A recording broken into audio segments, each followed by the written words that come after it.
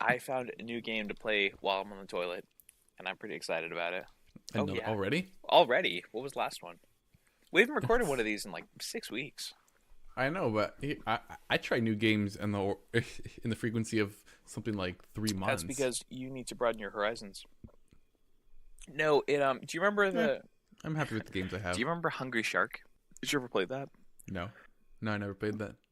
Hungry Shark was a game developed by Ubisoft, and it's a game where you play as a giant great white shark, and you just use your mouse to kind of, or not your mouse, your finger to like bring it through the map and eat things. And if it sounds really stupid and simple, that's because it is. It's like the perfect game to just kill like 5 minutes. It's great. And then like every time, what? No, it's just you say that about every single Oh, game. about it being You're like stupid fine. and simple. Yeah, yeah. Well, yeah, like an easy way to Yep, kill that's. 5 minutes is usually how Hey, you there's a describe lot it. of games that are good for that. They're good for 5 minutes. Yeah, No, no, no. it's a It's free cool. game. You can buy like gems to level up faster, and then when you level up, which you can totally do by just playing enough, and you don't have to play too much. I think it's like I don't know, like 2 hours on each thing maybe. You can unlock like larger and larger sharks.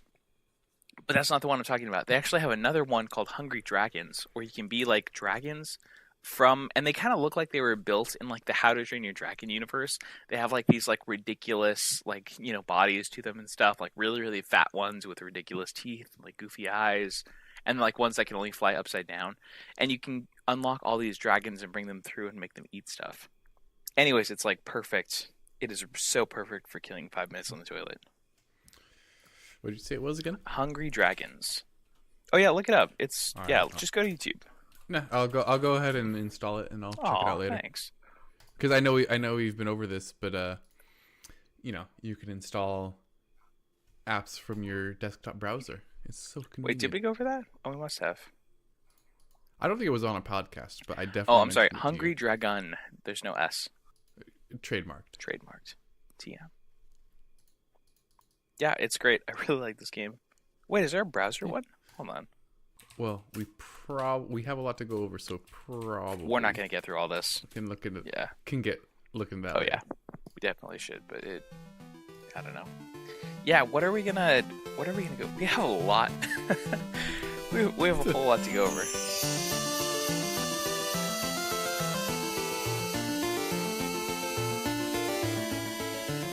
Wait, okay. Do you see what I highlighted? Has it really been that long? I'm not on it yet. What does the date say? I'm getting on it now. Well, you made changes today. I did make changes today. What are you looking at? Right. I mean, this right here. Hovering over Cyberpunk, saying. Yeah, because that's been a while since that was released. Yep, it's been quite a while. And that I only put that on there because we wanted to talk about it once it released. That gameplay footage. I mean, all I'm gonna say about the gameplay footage is I watched it twice, and And that's impressive because I it mean- was like 45 minutes, right? well, yeah, and it's just like I just really enjoyed it. It was well presented. But now I'm like, now I'm here. Okay, I got my fill, and I'm not gonna watch it anymore because then my expectations are gonna be too much about. Well, because there's so much of it's gonna change from what they showed as it is, and they kept stressing Yeah. that multiple times, and so I'm trying to I really don't want to mess anything up, So, mess up expectations. okay, so as far as Cyberpunk goes, I am so much less excited for the game after seeing that. And here's the reason. And there's a way that you might be able to kill your love for the game, so I highly recommend you don't do this. Don't play the Deus Ex games. So do you know what I'm talking about? The two Deus Ex games that came out from I want to say Square Enix a year or so back. Deus Ex Human. You mean just like the usual ones, like Human Revolution? That was the reboot. Yeah, Human Revolution, and the other one that just came out, which was I really want to find this. Mankind Divided. Mankind Divided. That was the other one. So both of those games, they kind of have the same problem that most Square Enix games have, where they're trying to give you something big, but it's not that big, and you can kind of tell. Anyways, both of these games kind of killed Cyberpunk for me because both of them were very cyberpunky. And so when I see a world like that, it leaves a really bad taste in my mouth. And so now that I've seen the Cyberpunk world, I don't want to play it at all, and it seems incredibly boring to me. So I hope that the game's good. I think it is and everything, but that footage it kept reminding me of Deus Ex, and that left a really bad taste in my mouth. So I hope it gets better. Yeah, but honestly though, I keep going back to it, but just knowing how much they got in The Witcher and the little bit I've read too in interviews and stuff, I'm pretty confident that even though this isn't usually my genre, because I have played, I want to say I started playing Human Revolution, and I never got very far because I just got bored. Yep. But I'm still confident that Cyberpunk 2077 will be enjoyable. So So my normal point, my original point is that I think the game will still be good, but it's hard for me to get excited because of the bad taste that Human Revolution left in my mouth. But well, I'm just surprised that one game or game series can leave that much of a bad taste in your mouth. It wasn't bad. It was just not great. It was, I don't know. So every mission was the exact same. So what they do is they wanted to try to pretend you had a lot of choices. So what you could do is you could level up your character in different ways. And depending on how you leveled him up, it was either good to brute force your way through the building, or you could find like a vent to crawl through on the side of the building. And those were kind of your two options, but they just used that same gimmick again and again and again and again and again. And the plot kind of fell on its face a little bit, and just the whole game really didn't work together super well. So it didn't get great reviews. It just didn't feel like full. Does that make sense? So yeah, I get that. And I get the exact opposite when watching the gameplay. I see a very full and rich. You're talking about Deus Ex, or I'm sorry, you're talking about Cyberpunk. Yeah. Or is that what you were just talking about? No, I was about? talking about Deus Ex. I was just saying that this game just leaves a bad taste in my mouth, and so when I see something that reminds me of it, it kind of I just don't want to look at it. I think I'll feel differently when it comes out. Yeah, I know it's weird because that seems such a strong negative reaction. I really, it's funny because I beat both of the Deus Ex games. I just remember thinking while I was doing it, I'm really not enjoying. I don't want to do this. I just wanted to finish the game, and I was like, man, I'm really not enjoying any part of this. I don't care about the plot. I don't care about any of the characters. This is garbage. Like the game is just not good. That kind of sounds like a you issue. I think no, it totally is. That's a weird. No, it is. I mean, if I'm not enjoying the game that much, then I'll probably won't be. I was just letting you know, like the gameplay, I think looked good. Maybe. I really don't have an opinion on it because again, it didn't leave an impact. But that's only because, or at least I think, it's only because I was thinking about this game, Deus Ex, so much. But that's not what I wanted to say though. So you really liked Witcher, right? And the reason you're excited about this one is because you loved Witcher so much. I'm worried that for the most part, yeah. I don't think this will happen. I'm a little worried that CDPR is a one-hit wonder.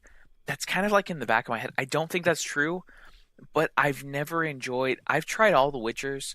I've tried Gwent, like their other card game that they just came out with, and none of them felt as good as The Witcher did, like by like a mile. Like it was a really huge gap in how amazing the game felt.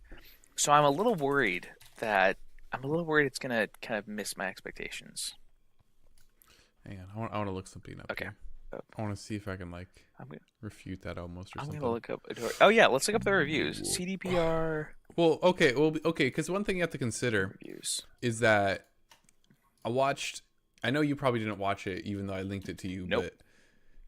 But the whole history, the documentary. Yeah, and. I mean, with what they had, I think they... Wait, documentary of what? This is a podcast, Jake.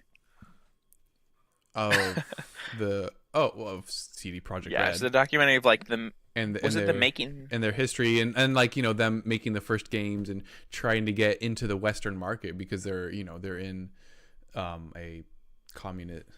Not a communist country, socialist? No, I want to say like a country with a socialist background or communist background. Yeah. Well, the game ended up being like funded partly by the government, didn't it?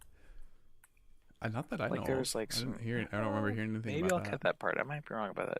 CDPR. What did that be called? That's I forgot what it's called. One that somebody's paid for by the government. Keep talking. I'm Oh, here we go. looking here at CDPR something. gets $7 million from Polish government to research seamless multiplayer city creation. Oh, never mind. I'm mixing up things. They were given an extra project by the government to do like a national project. Yeah, that's why Okay. I got messed up. Sorry, what were we saying? No, it's just. I mean, it's. I still haven't played the one and two, Witcher 1 and 2, and so and from what I've seen in gameplay, I probably wouldn't enjoy them. But that might be time. But I know what you mean. but the fact that they got it right, like they were obviously working on the formula, working on figuring out what made a good game good. Yeah, and you're right. That could be it.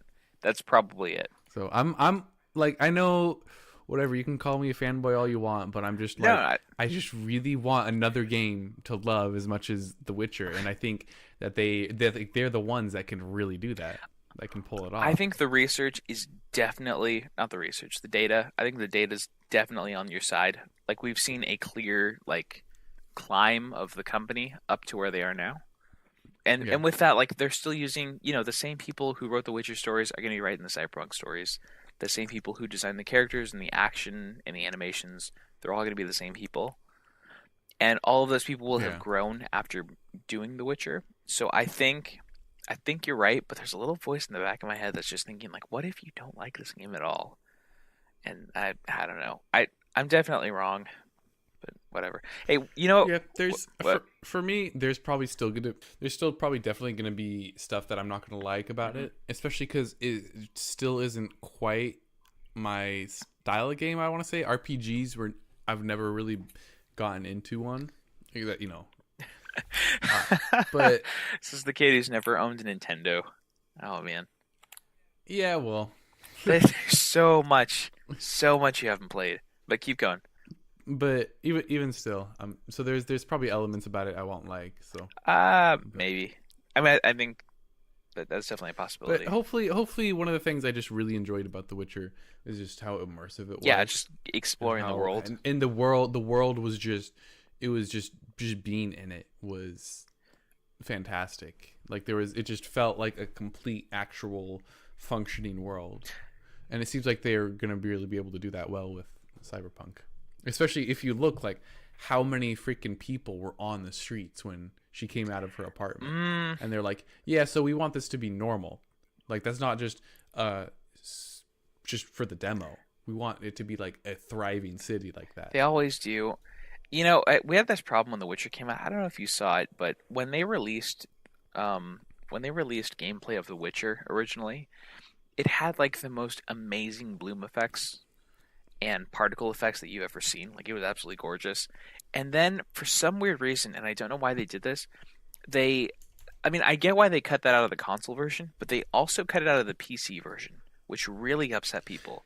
And I don't know why they did that. Yeah. I'm really worried. I don't know why they would do that again with Cyberpunk, but I'm worried they might because they did that last time. Which is weird because it's just like you have the files, just leave the files in there for the PC version. I don't understand. Yeah, we'll see. It's like I don't want to give him a free pass, but I almost kind of am. But we'll just have to see when the game comes Jake, out. usually my criticism of you is that you don't give out enough free passes. So just I am a believer in you. You're fully supportive. Oh, absolutely, 100% everything. I'm a skeptic about this one game, which is odd for me because I'm usually like I'm optimistic at everything. Yeah, especially a game like this. Yeah, especially one with a giant, massive budget. I don't know why I feel this way, because I don't normally. But anyways, we're spending a long time talking about this. We have a lot more to cover, and I have a lot more pizza to eat. Okay, so you pick the next topic while I eat pizza. Oh, I thought we were just gonna go in order. Oh, well, we can. What's next? Well, Cyberpunk was already like 7 on the list or something, wasn't it? Well, there's this stuff you just added here about like Duncan Hunter. I had that a long time ago. That. Wait, hold on. Can we talk about Duncan Hunter? No, last edit was made 7 hours ago. What are you talking about? Oh, that's because I changed. It was like in bold caps, and I just took it out of bold, or out of caps. So while I eat this pizza, you know that next month is November, and in November there are elections that are happening. Yes. Okay, and there is a congressman up for re-election, right?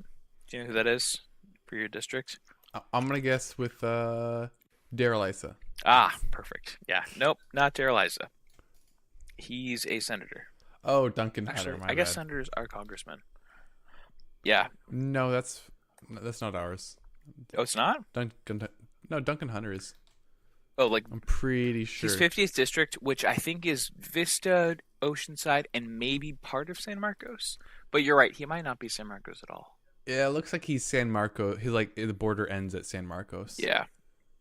Well, he's actually for like all the way out to the desert, like right up to the Salton Sea. Yeah. So he's been under fire lately because he was caught again misappropriating campaign funds. And this Again. Yeah. And this time the allegations seem worse because the first time what happened, do you know the story? Because your brother or your brother-in-law loves to talk about this story. Yeah. I know this. I know the story. Yeah, so just to recap, he was caught buying Steam games for himself. But he said it was for his kid. Was it? Well, was it for him or for his kid? I'm about to show you. Anyways, so it came up again because it turned out he bought like a full vacation package to like Italy or Europe. He bought, what else did he buy? Let me look it up. $250,000 in campaign funds. Oh boy. That's quite a bit. Yeah. Mistakes that were strictly inadvertent and unintentional. He accidentally spent $250,000. Spent $250. Yeah, I do that too sometimes. Yep. This is from Vox, so who knows how much we can. It's actually interesting. Oh, from Vox. Yeah. Well, yeah. Take that with a huge grain of salt, then. Keep going. What were you gonna say? But apparently, my dad was talking about because his dad, also who was named Duncan Hunter, Yep. was in the same district as him. Mm-hmm. And so when he decided to retire and his son wanted to campaign in the same place, Yep. on the ballot, he just put the same name, Duncan Hunter. Even though their middle names are different. So people thought they were voting for the father, even though it was actually for the son. So he just kind of like snuck his way in. So I would have done that. I think it's kind of funny, mm-hmm. but at the same time, I mean, I don't know. So, $600 in campaign funds to fly his pet rabbit in a plane's passenger cabin. $400 in tequila shots. I don't know. It goes. Holy cow! It goes on and on. Anyways, here's just bite. Sorry. Just some expensive tequila. Yeah. Oh, just tequila shots. That must have been a lot of tequila shots, though. My goodness. I know. That's what I'm saying. Yeah. Anyways, sorry. So this whole thing started because his Steam page got like $2,000 in charges on it, and he was blaming his son over the whole thing. So I'm gonna send this to you right now, and I guarantee you, I promise you, this is his real Steam page. Okay, so look at his caption under his next to his picture. What does it read?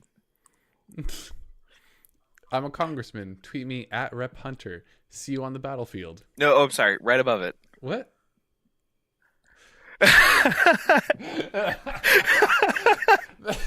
Go ahead and read that. The vape king of video games. Yeah, and if you click next to his name, it'll show you all of his like previous names. So it was Duncan Hunter. Before that, it was Trump 2016. Build that wall, bro. Build that wall, bro. Alimony paying tentacles, salad tossing, shit spaghetti, espresso bones, ethnically intimidating Eternal. I want to see like when these were. Yeah, I don't know. There's no way this guy can have 15 perfect games. Oh, he reviewed 60 products. Huh. What is all of his time in? I'm curious about that. Where do I find that? Let's see. I'm so fat. Like, there's no way this is actually him. It is. It's the best. No, there's no way. But it is. How do you know? But it Can is. we verify somehow? Because it's been all over the news. Well, it was like a couple months ago because this was just great. Like, yeah, it was a couple months ago, but yeah, let's see what is. He's okay. So you should know this too. There was another scandal because he was the first one to be politely asked not to vape in the House of Congress. Not to vape. Yeah, and then they finally made a rule you can't vape either. Yeah, that was him on the floor. That was the reason. inventory. The crazy part is he has 60 reviews. Yeah, he likes reviewing games apparently. Well, 14. Yeah, but where is his list of games? Well, he probably has them so you can't see him. I think Steam might by default have that set to friends only. That might be it. Okay, he likes Doom 3. More fun than you deserve to have. Heavy bullets. There's no way. On August 6, 2015, he wrote much Borderlands. Borderlands. Yeah. Yeah, so I just thought you'd like to know this. There's no way this is going him. into voting, right? He has over 200 hours on Killing Floor 2. Well, wait, where are you seeing this now? That's what I want to see. I'm looking at his reviews. Oh, I gotcha. Okay. So he has over 300 on GTA 5. Oh, man. We need to invite him to... 56 hours in CSGO. Once he loses office, because there's a good chance he'll lose the selection, we should totally invite him to a LAN party. Your brother would go nuts. He would just love it. Oh, man. Oh my gosh. I think we'd have to not invite or not invite him. Sorry. Oh, you're gonna edit that out. Yeah, Sorry, I know. It's okay. Don't forget it this time. Emily got to me about, dude, your brother would go nuts. Oh my gosh. Sorry, I know we have to move on, but I just thought this was so great, so I just wanted to point it out. That's actually a funny idea. We should though invite him just as a joke. Oh, no, he would love it though. Like, look at this guy. Like this guy. Oh man, he would have a great time, especially on Killing Floor. Like if that's his game, he will. If 256 hours. Yeah. Okay, I'm done talking. You pick a topic now. I chose the last two. Well, I kind of chose the first one, not really. I mean, most of these are really my topics, I think. I'm really interested to know what this Facebook ad campaign is about, though. Oh, sure. Because I have no idea what that is. All right, this is a Tim podcast again. No, trust me, I have plenty of stuff to talk about. So I added that not as like a big thing, just as a small thing, but for the last podcast, well, actually, I'll go back. For the first couple podcasts, I was doing ad campaigns for them. And every time I did an ad campaign, I saw like a good, like 2, or what do we have, like 150 views or something like that on our podcast. So I was picking up like, 10, 20, 30 people every now and again, every day or so on these different podcasts. And so it was nice. Like it was a nice little trickle. I was like, okay, maybe this is a good way to like get the message out there. I'll do this along with something on Instagram, which I still haven't done, or something on YouTube, which I still haven't done. But anyways, it's an easy way to do ads. So on this last podcast we did, which, like 6 weeks ago, something like that, I did an ad campaign for it. And once I did it for, I think, a week, and I like promoted it, which is even like, it, boosted to pages and stuff. I didn't get a single click on it. So I mentioned this because the last podcast, the one before that one we'd done, was before, I believe, like the times I was boosting it was before the whole thing with Zuckerberg started really going crazy. And now after that whole thing, nobody's looking at that stuff anymore. Nobody's really using it in our age group. So if I choose like, well, I mean, what? I already have an ad blocker, so. Mm-hmm.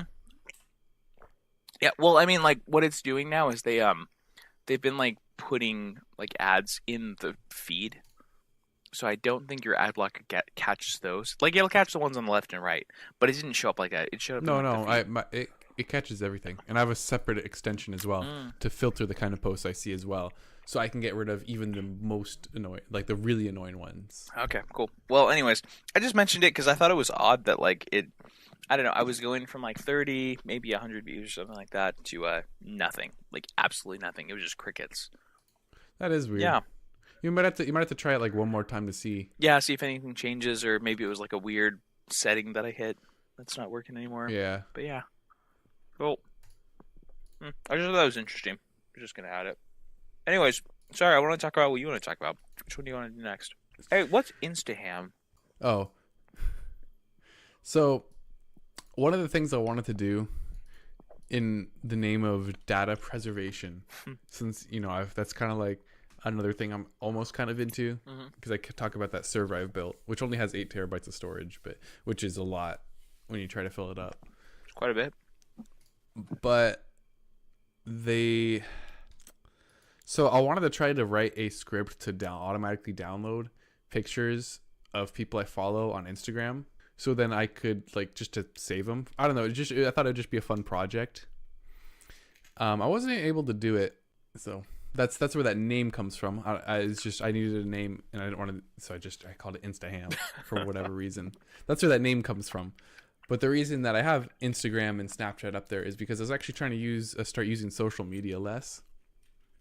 I actually went so far as to uninstall Snapchat, even though I didn't really use it that much. I would open it, whenever I had a moment, just to see, any stories or whatever. So, on my lunch break before I went into work. So wait, I thought you only used Snapchat for like your family. Like you had a family Snapchat that you would always check. Yeah, that's a group I was in. But then I'd also see like a bunch of coworkers and stuff in their stories. I wouldn't actually. There wasn't any like conversations we would usually keep, and I almost never posted to my story or whatever it's called on Snapchat, but I just wanted to get rid of it, especially because a social media app like that, it uses a lot of battery. Not to mention the fact that Snapchat is a piece of crap when it comes to Android. When it comes to what? I think I've when it comes to Android, I think I've told you this, but they don't use the actual API for Snapchat. Yeah, they did this weird for the right? for the camera. Yeah, what they did is they use the viewfinder and just take a screenshot of that. They capture that screen, which is why they always look like dog on Android phones, which is and it's like who knows what other kind of corners they've been skimming on if that's what they've been doing. So I'm like, all right, this isn't worth it, and it's just taking up, it's just idle time for me anyway. And I actually did mostly the same with Instagram as well. I would be opening it, check the latest 2-3 pictures or whatever, since I only follow like 40-50 people, and I'm like, this is kind of, I don't know, pointless. And so I actually just ended up taking it off. I didn't uninstall the app because I still wanted the notifications, because I still do find Instagram marginally more useful than Snapchat. But I took it off of my home screen, and I like never go in it anymore. One of the places this all came from is I found a community on Reddit called No Surf, where the whole thing is to just get rid of social media, get rid of like being connected, air quotes here. Wait, there's a NoFap for browsing. Yeah. Yeah, that's exactly what it is. Yeah. It's literally a community that tries to get you off it. Yeah. Have you So there's tons of people there about like, yeah, I switched to like a flip phone and stuff. Like there's people who take it to the extreme, like no internet at home even. But then there are other people like, yeah, it's largely about moderating your internet usage and actually focusing down what you use the internet for. You're trying to use it for like beneficial and positive things, because there's one of the things they like to cite and such is how such a negative impact social media can have on your life. Like one of the big things is the fear of missing out, which is one of the reasons why, like, you might, after a couple days of not having social media, you might like want to go back and feel like you got to reread all the stuff. And do you get that? I don't get that. So that's the thing. I actually realize I do kind of get that, just because it's interesting. I'm trying to find the best way to describe it, but because it's just like the stories and stuff. I just watch them to see what people are up to, and for some reason it was actually harder to do than I thought. But once you actually, because you mostly see it once you try to stop, just how much of an idle habit it is to go through and scroll and stuff. And I do think there is like some truth to the whole people only post like the good sides of stuff. And so you always kind of feel like, man, my life kind of sucks because, I had this one good thing happen to me today, but I've also had a couple bad things happen to me. But this other person has had just good things happen to me, but that's just all they were showing to everyone else on social media. So it makes you feel kind of worse in comparison. See, that's not what I get. I get I mean, that's much closer to what I get. My issue, because I get that depression too, but my issue with it is that I swipe through it all so fast that it doesn't feel like I'm looking at all my friends and what they're doing. It feels like I'm only going through one person's feed, and that person has like this week gone to like 7 different concerts and gone on 2 vacations and has 3 children that they're playing with at the same time. Like it all blends together with me, and so my brain gets this like weird amalgamation of just like it's a really horrible, depressing, like, what the hell's wrong with you? Like, they're doing all this stuff. All you've done today is, like, pick your nose and eat Doritos. Like, that's all you've done today. Yeah, so you probably have way more people, though, following than No. That's not true at all. I've got, like, I mean, like, a couple friends. Maybe I might have, like, 20 more than you. I doubt it's very many, though. Okay, but at least for Facebook, I know you'd have a lot more. Oh, I haven't been on Facebook in forever. We'll go over that really quick. Finish your thought first. I have a couple more things to say. That's pretty much it. This also kind of ties into the amount of YouTube I was watching. Like there's that one week I think I reached like 30 hours of YouTube watched in a week. Mm-hmm. And I just checked again as I was talking, and it's only 10 hours now. Yeah, thankfully. That's good. A little more reasonable, but that's just because I think I've been working more. I worked some overtime. I was actually a little off topic, but I was supposed to work 12 days in a row. Yeah, you told me that. All leading up to my vacation. And I'm like, actually, no, I'm good. Because this isn't a vacation. I'm going camping. I'm not going to, like, be sleeping on a down comforter or anything. Yeah. So that's a good idea. But yeah, so that's kind of where that same realm came in. I'm still trying to kick that YouTube habit. It's hard. Yeah. It's in that same realm of fear of missing out, because there's videos that I know I'll enjoy, and so it's like I don't want to miss out. Like I want to see him, even though my life isn't like any better off because I haven't seen him. Yeah, I started noticing that, I want to say like a year ago or something, how like there's a lot of YouTube to watch, and even if you're watching I don't know, like all of the TED Talks, like the TED Talks feel like there's some value in it, like your brain kind of latches onto it and you feel like you're getting some valuable piece of information. You're really not, or at least most of the time. Yeah. At least most of the time you're not. And that happened really badly to me because I get really interested in, like, anything involving politics and history. And so I'll wake up sometimes and I'll just be like, I wonder if, like, what, like, the history of Poland is like. So I'll watch all of the history of Poland. By the way, Poland's really bad right now. But I'll watch these things and I kind of get, I don't know, I just started realizing that it really wasn't adding any value, even though it felt like it did, and that felt kind of wrong. Yeah, I definitely get that too with the educational and the bunch of fact channels. Yeah, or the cooking. And that you're not actually remembering 99.9% of the stuff that's being said. Or if you are, it's just garbage. You might. Well, I mean, even if it's a good channel, you're still not really remembering most of it. Yeah. Just because it's just so much information. And you're usually watching it for, like, it's a good entertaining video as well, not because it's.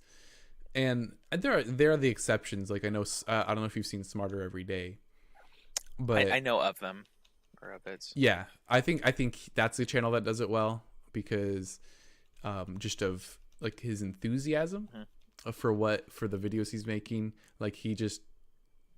And the topics he actually does are interesting and are unique enough where you actually do remember them. And I think they have enough real world application as well.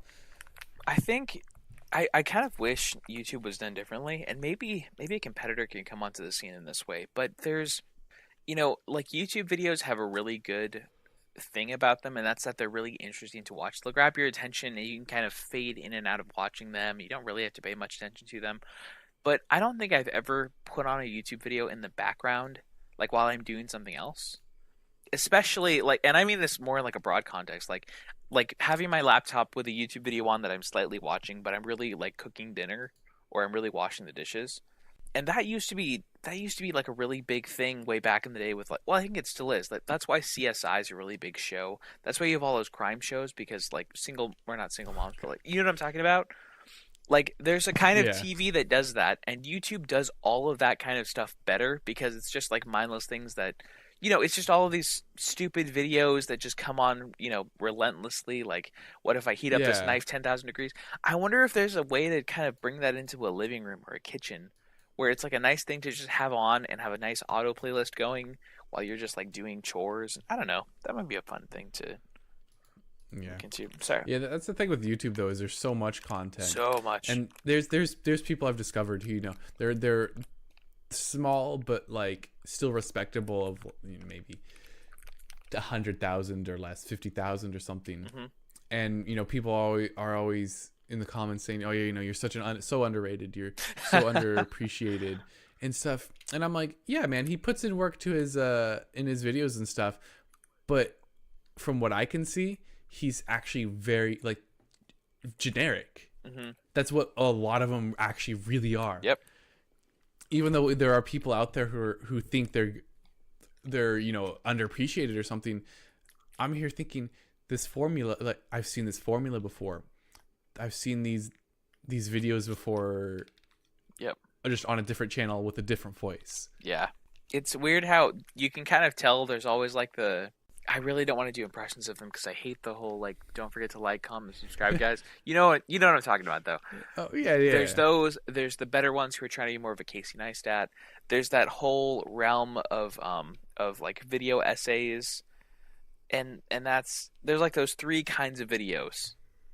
Like maybe one other one, I can't really think of any though. Like those are kind of the three types. It's interesting because there's also the critical side, mm-hmm.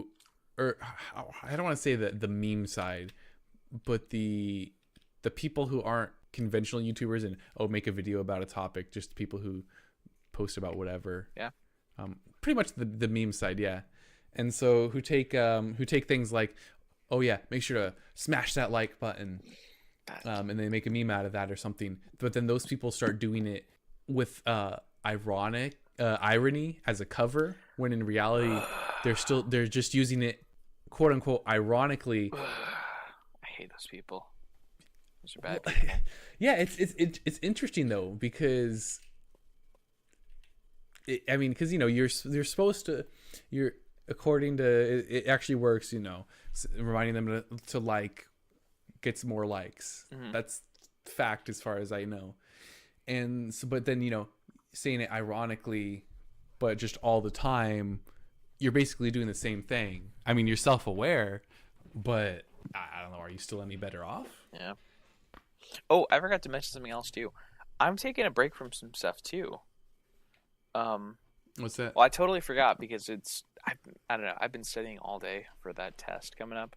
Anyways, I'm taking a break from. Well, I'll start with this. I was back in Sequoia National Forest for a couple days, and while I was over there, I started it didn't happen the first day, but it really started happening the second day. Where how you'll just get those like epiphanies when you're out in the middle of nowhere with nobody around.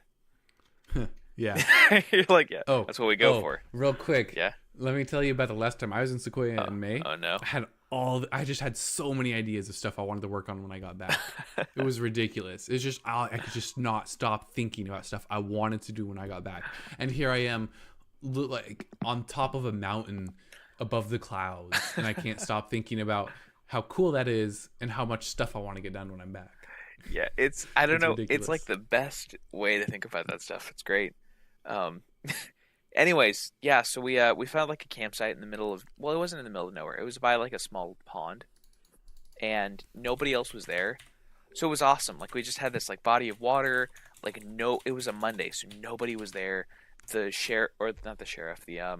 park ranger never showed up to charge us. So it was a free camping spot right on a pond with like nobody there, with this gorgeous fire. Like it was just perfect with giant sequoias all around. Anyways, as I was over there, I started thinking about what we were just talking about like how, I was thinking about like why I've been unhappy lately. And I was thinking of why, has this stuff been getting, or has anything been getting in the way? What have I been spending my time on? Why am I feeling this way? And I kept coming back to social media. And so I was like, all right, let's just try an experiment. So I decided I'm going to try my best to not check Instagram and to not check Facebook. And I didn't put Snapchat on the list because I only ever use Snapchat to talk to Lauren. And it's usually just like sending a picture back and forth with her. Like it's not really, I'm not checking Yeah. it for people. I'm just, It's kind of more like a glorified text. yeah, Almost. yeah, I'm just using it as a glorified text. But yeah, so that's been great so far. Like it's not, I don't know if I've noticed a huge difference, but I haven't been unhappy, and I guess that's kind of what I was going for. So yeah, it's working out wonderfully so far. I keep accidentally checking it every once in a while because, again, that idle Yeah. behavior is really inbuilt. Like really, Yeah, it really yeah. gets you out of nowhere. It's been like years now, and I still have this weird thing. Okay, so Facebook was the big thing back when I was in high school. So that was 5, 6 years ago now, I think, maybe 7.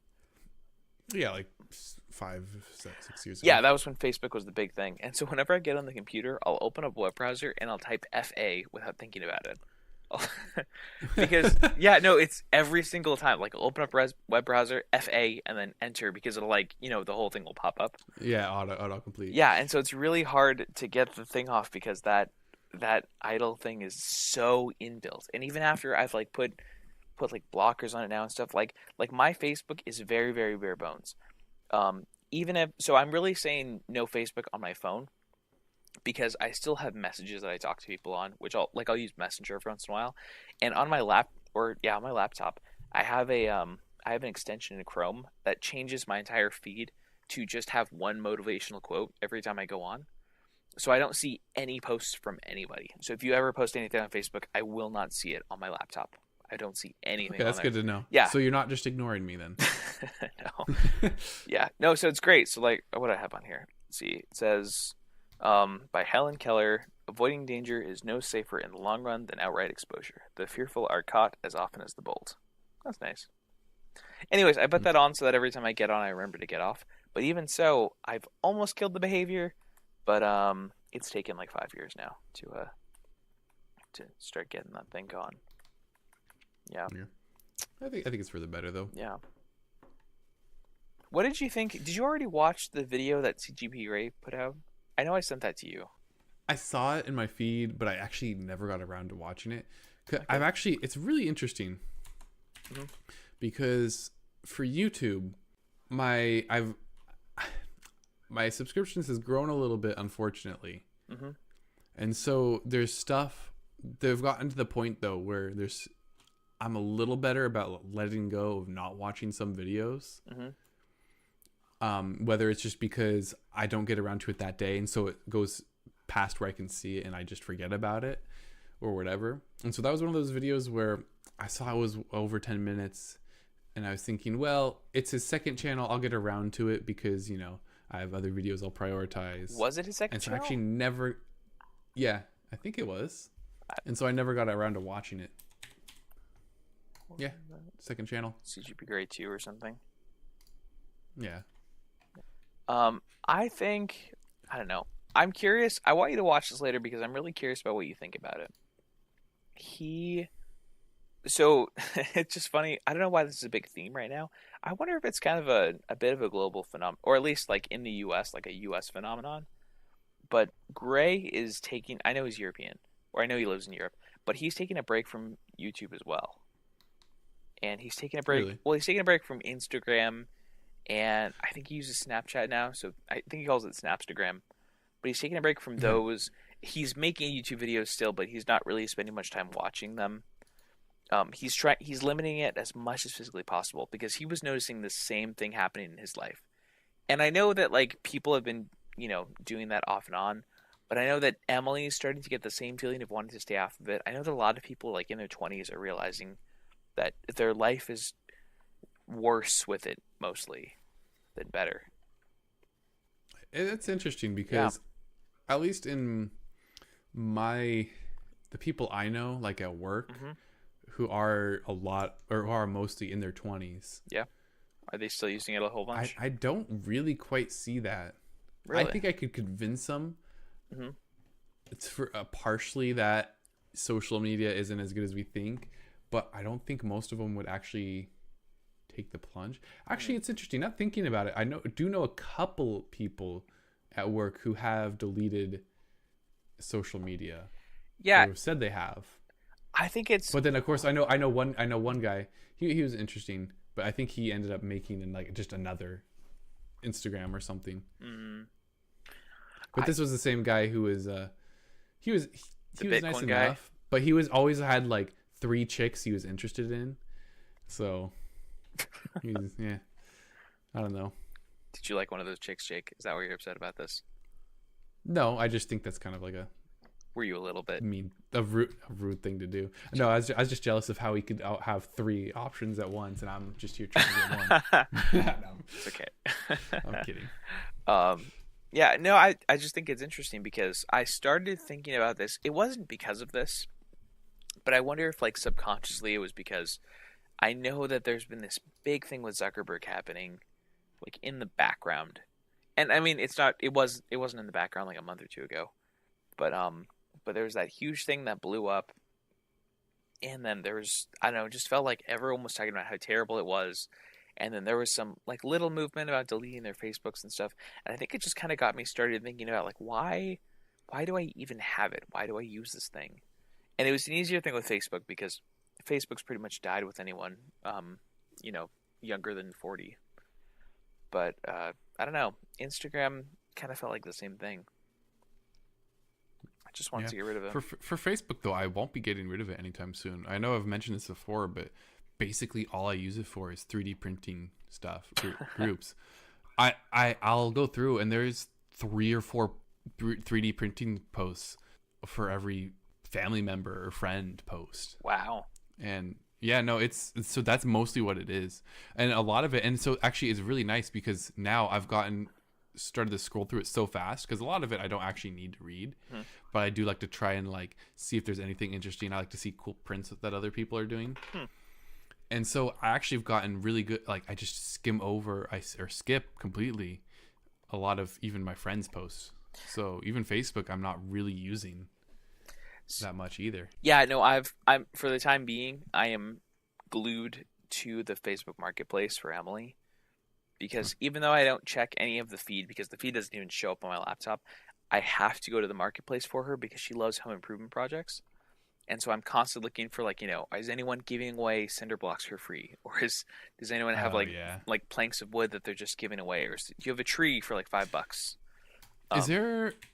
Is there no like something you can't do to send you alerts for keywords or anything?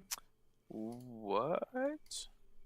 Oh, good question. So if I search bricks, can I like... Oh yeah, get notified when new items are posted for bricks in Valley Center. Yeah, you can totally do it. You can just press follow and get those things. Yeah, I would do something like that then. Yeah, I could. I kind of like coming on here and just browsing for whatever though. It's nice. I bet you Emily's done that. I bet she's following all the keywords. She's actually just sees it first anyway, but lets you feel good about yourself. So I'm glad we're spending so much time on this because I think it's a really valuable topic. But the giant thing looming over our heads. How many? Let's count them really quick. How much? Because we're not going to get through it. 1, 2, 3, 4, 5, 6, 7, count 8, what? 9. How many topics we have? 10, 11, oh. 12, 13, 14, 15, 17, 21 topics to go over. If we want to. We're not going over all those. Nope. I think we should check. Oh my goodness. How much time? Hang on. How much time has it been? Are all these articles down here stuff you want to go over as well? That's part of the 21. We don't have to go over any of them. Okay, because I had not even noticed those down there. I think there was one that I read that. Okay. There's that. Oh yeah, these are some of the stuff here. Yeah, a couple of them are just new ones. Let's just keep working through the list. Maybe we'll want to do news today because it's kind of all over the place.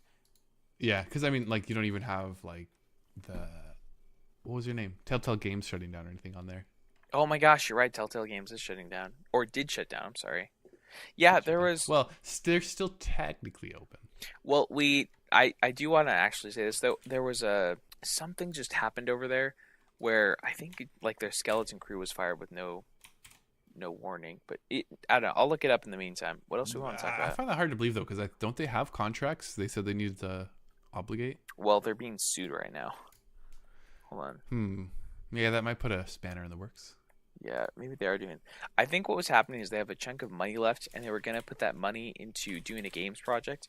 But everyone's mad because they're like, "Well, why didn't you give your people severance? Because you just fired them with no notice."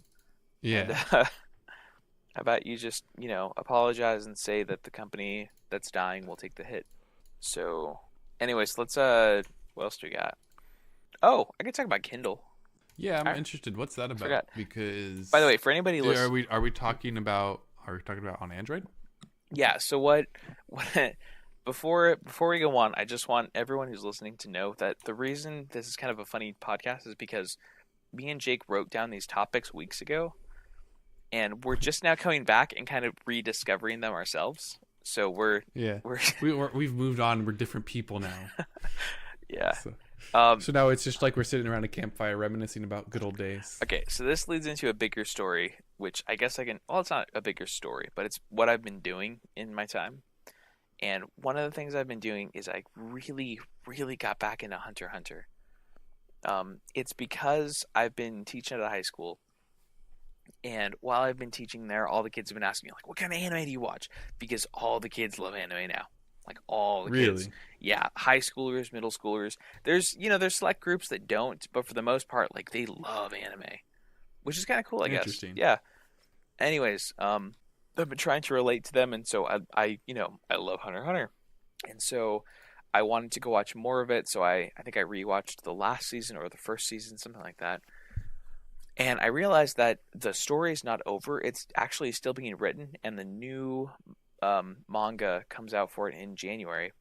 And so I thought, well, I guess I'm going to start reading manga because I love this thing so much. So I started reading manga for the first time in my life. And I feel pretty weird about it, but you feel dirty or a little bit dirty. I don't know. It's just that thing. It's that line. As a full-blooded American. Yeah, there's no going back now. Yeah, there's no going back. And I already found myself buying my second manga from a different series that I haven't actually watched yet that I wanted to read. It's weird. So, do you remember the problem that you were having with the show where... Okay, so... Oh, right, that was why I started rewatching it, because I was watching it some more with you, and then we fell off again. Oh, yeah, that's right. Yeah, so Jake had this problem where we were watching it, and for anybody who likes anime, they'll know this. You'll be watching an episode, and they'll be in like a room. In this particular one, and they're in like a room, and they're in the room for 24 hours. I'm sorry, it wasn't that. It was before there was like a big fight. There's a fight scene, and the fight scene took like 5 episodes to get through. Because like each, they would make a move, and then they would comment it. They would comment on that move, and everybody would get their fill in, and then do their inner monologue of what they're gonna. Yeah, they'd have to go through like all the characters explaining what they thought of the situation, and apparently that's not uncommon for anime, as you were saying. Yeah. For them there to be inner monologues like that. Yeah. But it brought the pace down so much because I just wanted to find out what a hunter was. Yeah. I wanted to get through through the trials or whatever, and all we were doing is just sitting in a room playing puzzles. Yeah, and that's anime. I was just so frustrated. Yep. So this makes a lot more sense, I realized, when you're... Okay, so you kind of have to have patience to get through that stuff. But with manga, you don't. And the reason for that is because when you have manga, instead of panning to each person and getting their take, what they do is just... You'll have a picture in front of you in the manga, because it's all, like, illustrated. And then on the picture will be thought bubbles for every character on that page, and that will be their thoughts of the scene. And then it moves forward. That's nice. Yeah, then it moves forward. And so, like, when you're watching the anime, first of all, you need to remember that most animes, well, maybe not most, but a lot of animes, especially Hunter x Hunter, they're basically pound for pound what's in the manga. What'll happen is, the original author will finish the manga, hand it to a studio, and then that studio will draw it and give it voice actors. So they're doing their best to just basically, line for line adapt what's in the manga straight to the TV, straight to television. And when you do that, obviously you get these weird, funny, janky scenes where the characters aren't exactly, they don't feel right. They feel like slow and out of pace and stuff. And that's because they have like 5 thought bubbles on one scene, but you can't show all 5 thought bubbles in one scene. You have to do them one at a time, and that's the reason they move slower. Yeah. So I realized with That manga, makes sense. That makes a lot of sense. yeah. So in manga, I enjoy it more because it's much faster paced. There's not actual action because it's all just on pages, but like you can get through the story a whole lot faster. So Huh. yeah. Oh, Anyways, maybe I'd enjoy that more than who knows. possibly. I can't cross that line. Although to be fair, no, I don't know because I've just comic books in general, that style of graphic novel. I've never. I think I've mentioned this to you, but Watchmen is the only graphic novel I've actually finished. Yeah. I've actually even like read. I've never even read more than probably like a page. That's been my problem with a lot of American comics is that most of them they're all based on superheroes. And that means that there's an amount of cheese that kind of comes along with that. And obviously a lot of these break the mold. Like I know that I think there's a really famous Batman. I know there's the Killing Joke is a really famous one. I want to say this Batman The Dark Knight Returns, I think is the other one. Anyways, there's a couple of Batman comics that do a really good job at breaking the mold of like all of that cheese and stuff. And then there's stuff like Watchmen, which is like, just beautifully done and like just incredible writing, incredible illustrations and everything. But for the most part, they have this cheese to them. And so, like for me personally, I'm in the exact same page as you. I used to work at a comic booth back in when I was working at Comic-Con, and I would go through millions of comics. And at the end of each convention, I would get like a giant box of comics for free, like a huge box of them. I didn't open up a single one because they all look so boring. It was always, it was the same kind of action on each page and stuff, and then the characters would be, I don't know, it doesn't feel right. But I know that there's a couple that really broke the mold for me that, maybe I can look up a picture of them. There's one called Essex County that you might like. I loved that book. So Essex County. I don't think I've heard of that. Essex County is it's a small, it's a, what's it called? Not a territory, a county. It's a county in Canada. And so the comic takes place in this county, and it all goes through a boy who's the offspring from an illegitimate relationship. Like, it's this weird, I think, like, the husband's, I don't know, it's this massive story that goes through this whole town. And so you get to know every single character in this really small town in the middle of Essex County. So the whole thing takes place in the middle of nowhere. And so it's got this, like, really small town vibe. It almost feels like our church, like where everybody knows everyone. Yeah. Imagine if nobody else in the world existed, and each episode of the comic you're just getting to know a different person and why their story is tragic, but why they're acting a certain way towards other people. It was beautiful, the encounters and stuff, and it had a really sweet story. And that's where I first really started getting into comics, that and Watchmen. But I don't know, you might like that one. I own it because I finished it. And then I ended up buying the whole thing in like a super nice copy for myself, and I've never opened it. So if you want to borrow it for a couple months or something. Well, I don't want to ruin your super nice copy though. Oh no, it's fine. I just wanted one to always have in the background. I don't care if it's copy stains on it or anything. So that actually makes a great segue into the next topic. Is you just bought it just to have it, but you probably wouldn't do something like that with music nowadays, would you? You probably wouldn't buy a music CD, right? Probably not. Wait, before you do that, can I mention one more comic? I guess. Just one more. I had to say something because I felt like that was a great segue. Oh, finish your segue first. We haven't done the segue. Well, no, it's about a whole nother topic now. So. I know. It's about CDs, right? Buying CDs again. Yeah, no, it's just because there's some of the bands that are. I feel like I've mentioned this almost, but since there's some bands that are pretty obscure and they don't even have their music on streaming services, and I might get lucky and find like a reasonably priced CD of theirs. Yeah.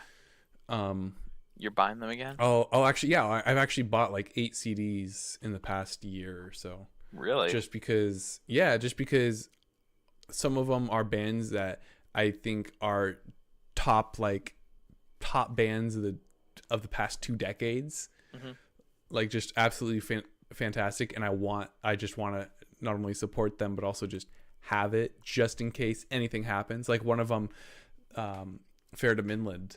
I know I've mentioned them on here before, but they're not even together anymore, and I mean, who knows if their stuff will stay up on streaming websites. Mm-hmm. So I want to get their stuff while I can, and before it gets even more expensive, because they were already like a fairly small band as it was. I think that's a great idea. You definitely want to keep it around. I know that for a long time, I went through a big phase where my favorite band was Say Anything.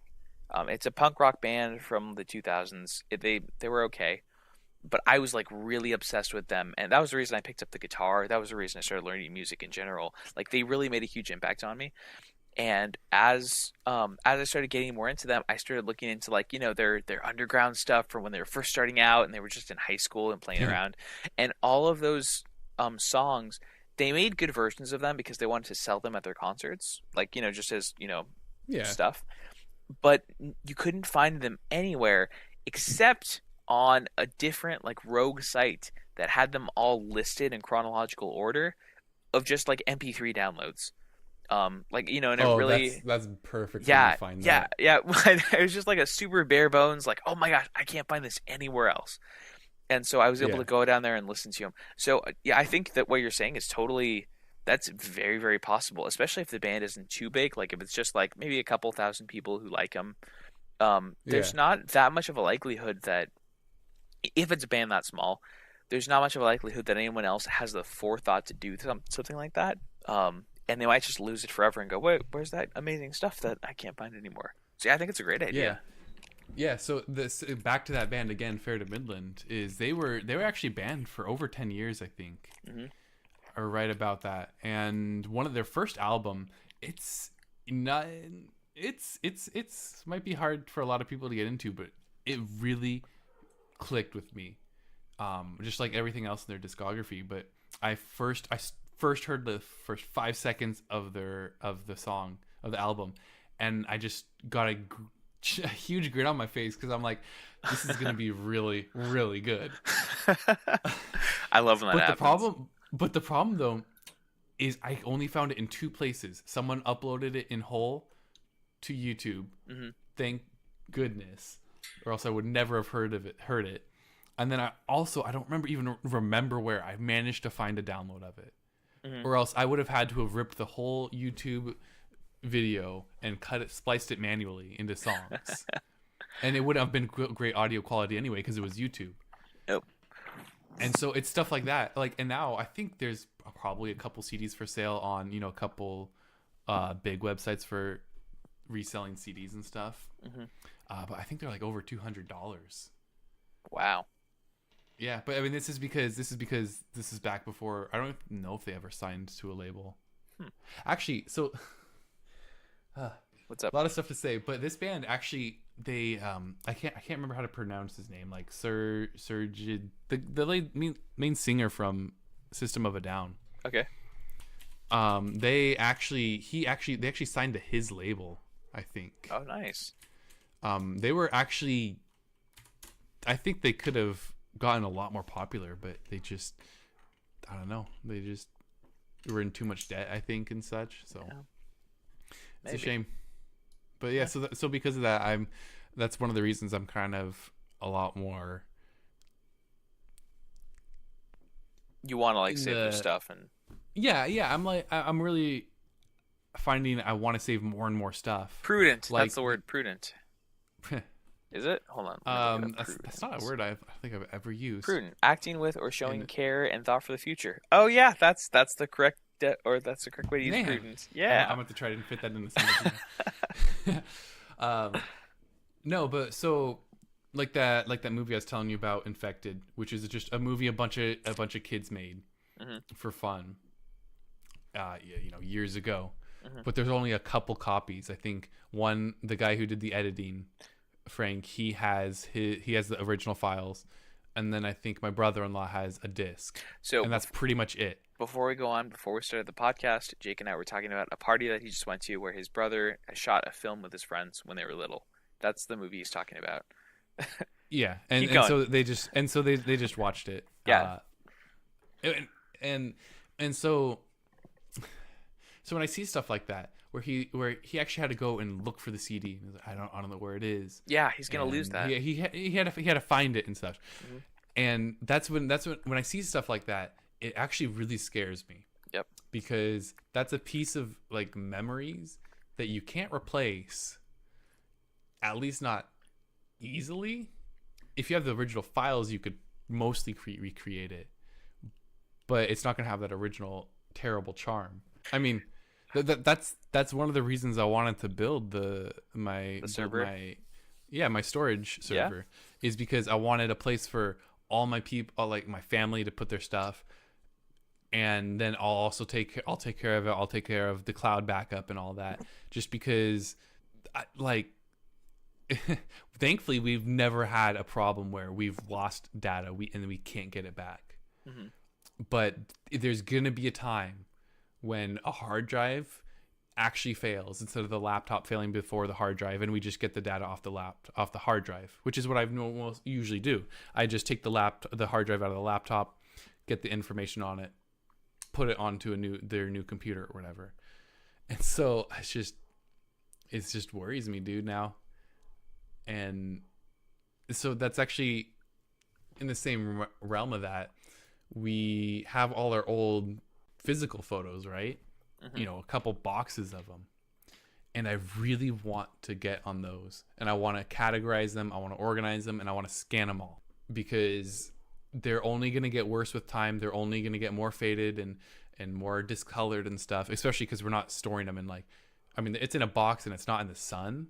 But it's not in, some really nice binder with all the protection in the world and such. And and then when you think about it, it's incredible, because what you can do is you can organize, even if you don't organize it, you can put them up for anyone to see in your family. Yeah. Like, you don't have to just wait for them to come over and then you pull them out and go through them all or something, which you never do anyway. You can have them all readily available for anyone. And it's just that the barrier to entry is that it's so much work, because it's not like it's, stick a bunch of because with the pictures, you do not want to use the beds that just automatically cycle through a bunch of pictures. Like, you throw a stack of papers on there, it'll go through them like a printer, but just scanning them instead. And because you're gonna it's a good way to ruin the original pictures. So what you have to do is you have to get a nice flatbed scanner.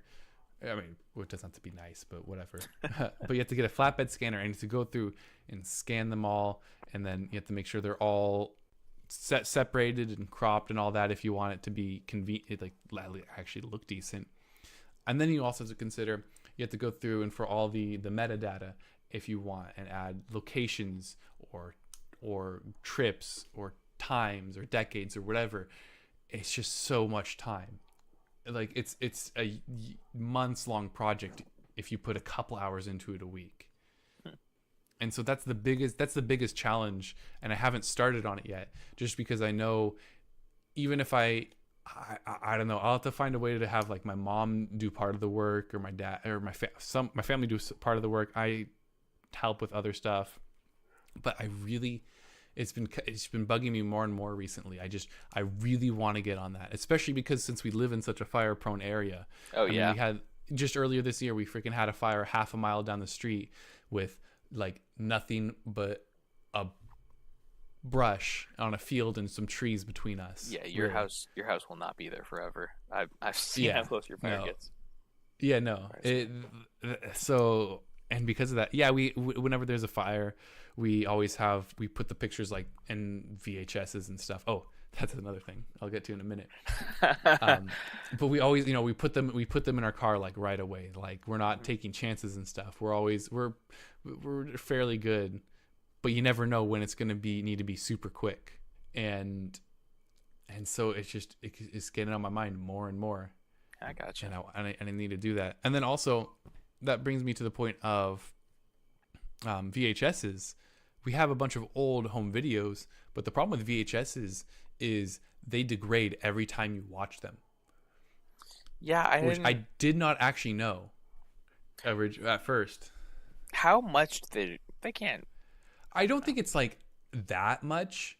Yeah, but any amount. You have to watch it hundreds of times for it to be any significant difference, I think. Mm-hmm. Or if you were to see them side by side, like the original master copy and then like your 100th watch, there would definitely be a difference, I think. But you're not going to notice it in your day to day. But if you're taking them out and watching them every couple of years or something, I mean, it's still gonna just degrade in quality just from time as well. And so that's also something I want to get on is preserving that too. And then of course, like for the pictures, you get the added benefit of being able to share it super easily with all your family. And if you want, you're at a reunion or something with your family, you don't even have to bring your VHSs. You can just pull it up right there because it's on the cloud or something. And so Roxio Easy VHS to DVD 3 Plus Video Converter for PC is $39.99. Yeah, so there's all sorts of stuff you could do. Yeah. I'd have to look into it more, but it's not like it'd be super expensive. No. And even if it was like $100 or more, no, not at all. I think that's worth it. That's totally worth it. All this is, and you'd like it too. It's basically like a poor man's Elgato. No, I've seen Roxio. I think I've used it before. Oh, cool. Yeah, just a little video capture card for. Yeah. I think we have one. Oh, cool. Nice. But I would want to invest in something like something good. Yeah, you want as much quality as possible. I mean, it's a VHS. Yeah. Like there's only so much you can do. I wonder if any businesses have been set up like that before, like because that seems like an untapped market, like for scanning photos and stuff. Well, just memory preservation in like really nice ways. Not on like because I don't want like a website where you have to like make it for. I don't know. That always has like a weird feeling to me. All I want is like a giant file of all the stuff that you've been keeping over the years, and it's all digital now. Like all your pictures, don't worry about it. Just send in the box; they'll send it back. There are services like that. Yeah, but it can get pretty pricey for big stuff, just because there's no way around the physical labor necessary. Yeah, like it just takes time. Yeah, and so because of that, the price is going to reflect that. Yeah, that makes even sense. If they are using minimum wage employees, because all they have to do is sit there, load them onto a bed, and hit scan. Yeah. So yeah, I think it'd be worth it to take the time too, anyway, because then you can go through while you're doing it. You can go through and categorize them and add metadata as you go. But of course, the problem with that though is I can't do that. I need my mom or my dad or someone who was there when the pictures were actually taken. Like I'm not gonna be able to recognize everyone or. Oh yeah, because you'll have to put in the metadata for it will be crazy too. I forgot about that. Yeah, well, so that's actually an interesting thing. Is if you with Google Photos, you can actually, how it has you can search by like person and stuff, right? Oh yeah, you could just do that with those big libraries. Yeah, so you can actually you could upload your photos to Google Photo and have it do a lot of that automatically. It shows you a bunch of faces of what it thinks are the same person. You just give it a name, and then it's good to go.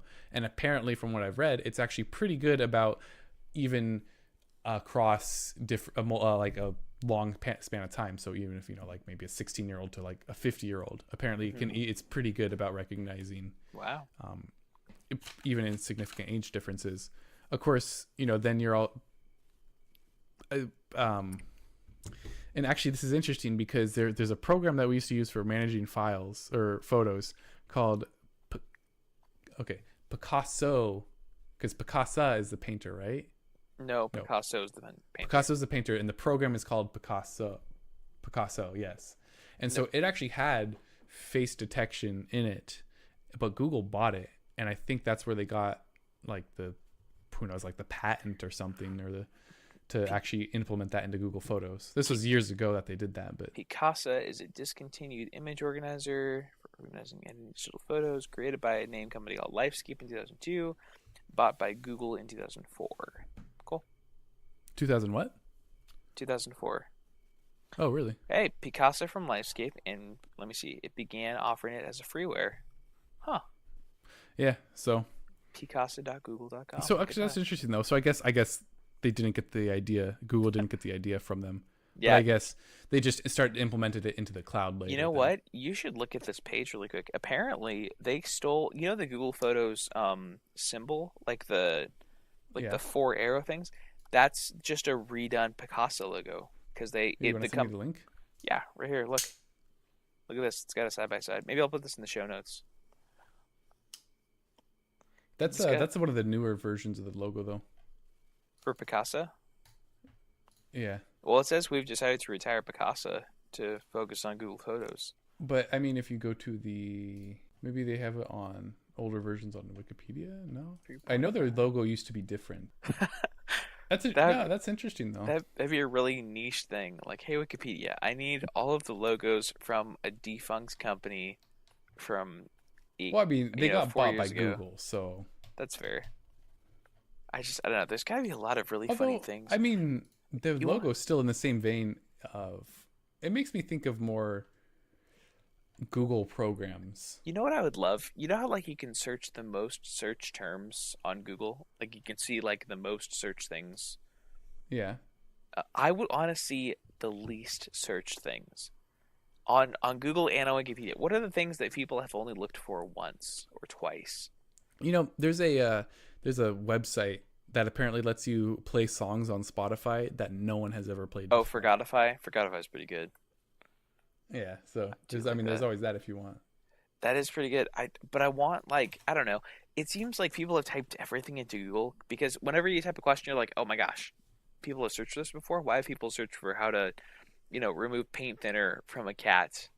Who happens to have like gray fur. Yeah, like what are the things that people never search for? Because people are always wondering about that. Like, how have I ever said a sentence that nobody in the world has ever said before, ever in all of time? I want to see that for Google because they probably have the data somewhere.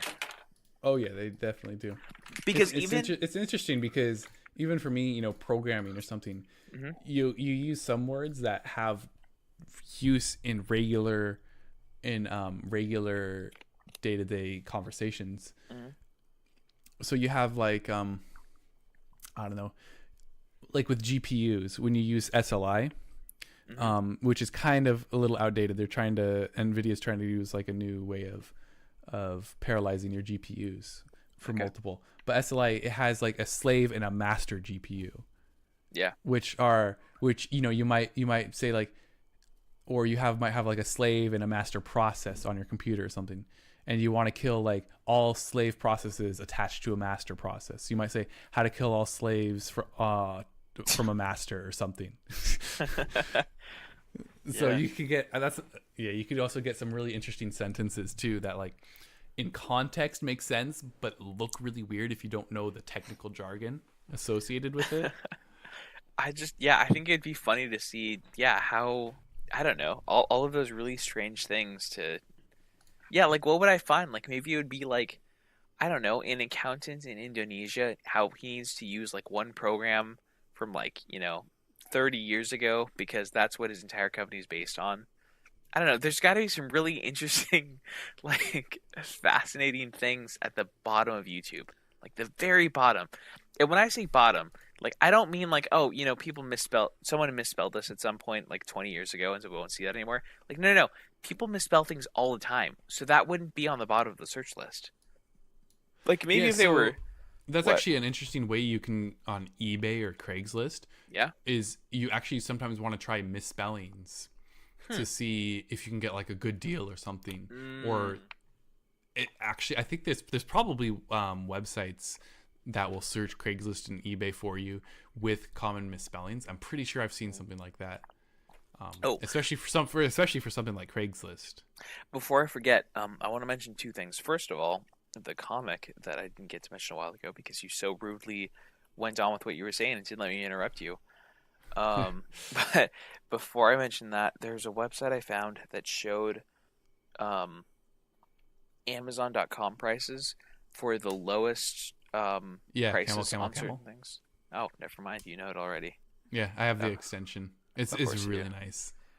All right. Well, I'm sorry to be like, yes. Yeah, man. You're good. I just wanted the listeners to know. This is all about the listeners.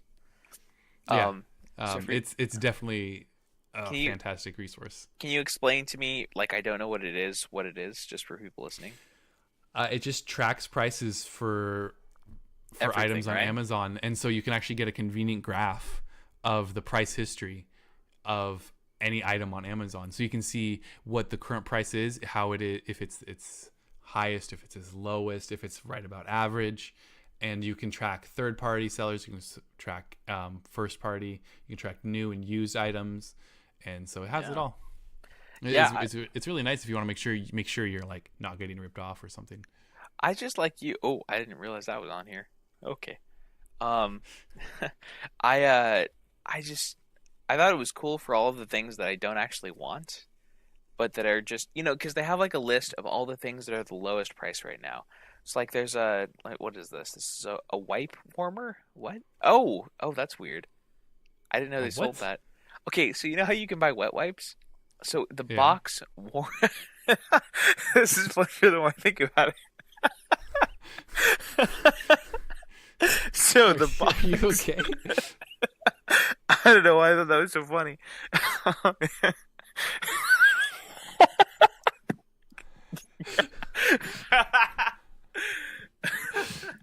I have no idea what what you're even looking at right now. Let me say it. I apparently can't say it. So you can say it instead.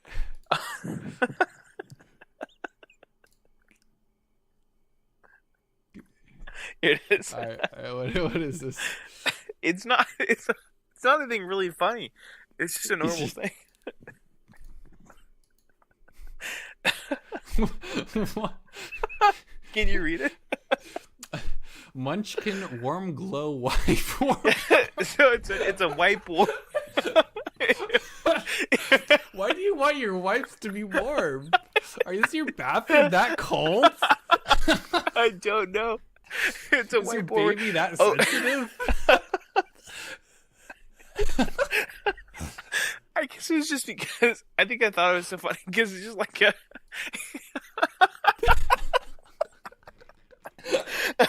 Oh man, I'm tired. Oh man, it was just like why would you want like a warm, like moist?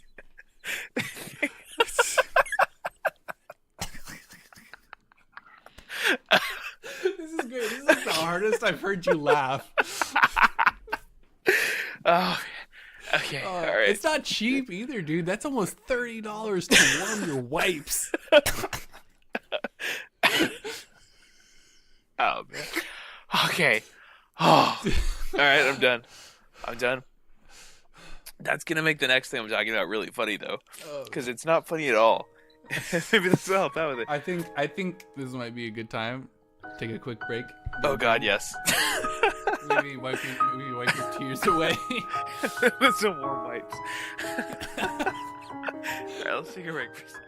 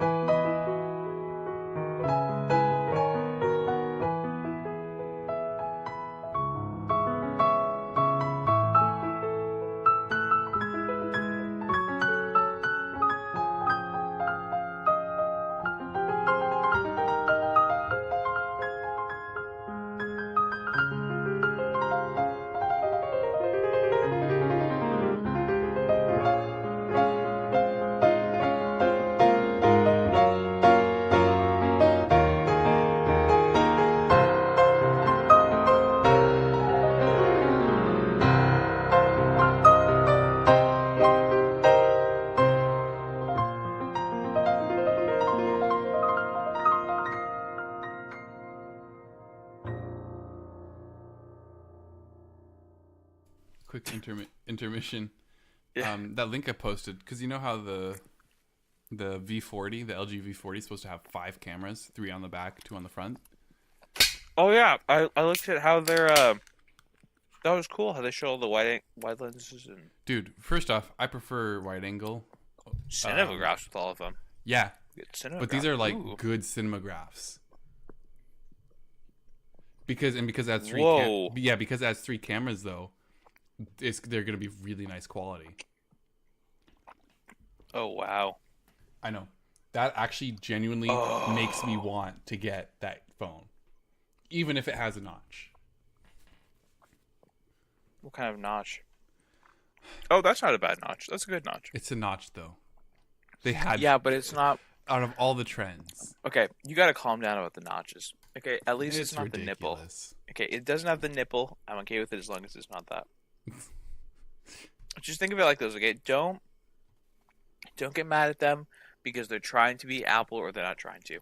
That's a garbage reason. It's a bad reason. It's just like, oh, he just didn't do it first. It's not cool. Like, don't worry about that. Is it good or is it okay and everything? And if you saw this on the LG first, like if Apple didn't do the notch and you just saw it on the LG, I think you'd like it. No, I wouldn't. Oh, You want to know why? Because I have the LG V30, and looking at the picture of it with the notch and looking at my phone, they saved so little. They gained so little screen space by adding the notch. It is, and it does. It's not an aesthetic that looks nice either. You know, because it just cuts right in. You could just get it and turn off the notch or turn off the thing. That makes perfect sense. Why buy a phone if you're just not even going to use part of the screen? That's what they're saying about your phone because there's screen space. No, so you're not using I'm using all the pixels on my phone. I wouldn't want to literally just turn off part of the pixels on my phone. You know what they're gonna do? I'm waiting for this to happen. I'm waiting for them to come up with a phone that doesn't have a notch or a nipple or anything like that. It's just the full screen, and there's just a circle that's been cut out for the camera. You know what I mean? Like no, right that's in gonna the center? happen. Yeah, well, maybe not. Yeah, that'd be ridiculous. That'd be funny. Actually, no, but I don't know why they don't do that. Like, if they're already going for all of that other stuff, just cut out a circle that just kills a few pixels, and then you can have the top part of it, and it would look terrible. Yeah, but so does the nipple. And so I just think the nipple looks awful. What phone does that again? Which one has that? I'll look it up. I don't even know. Phone with nipple. What am I gonna get?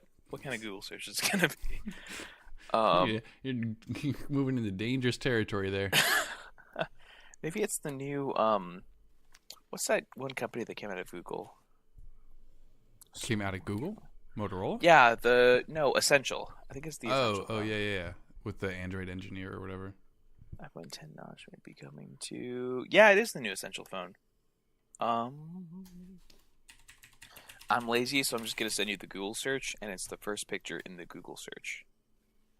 The Essential phone's already $250. Wow, that's like Yeah. Wow, that's crazy. Here, look at the nipple. Look at how terrible that is.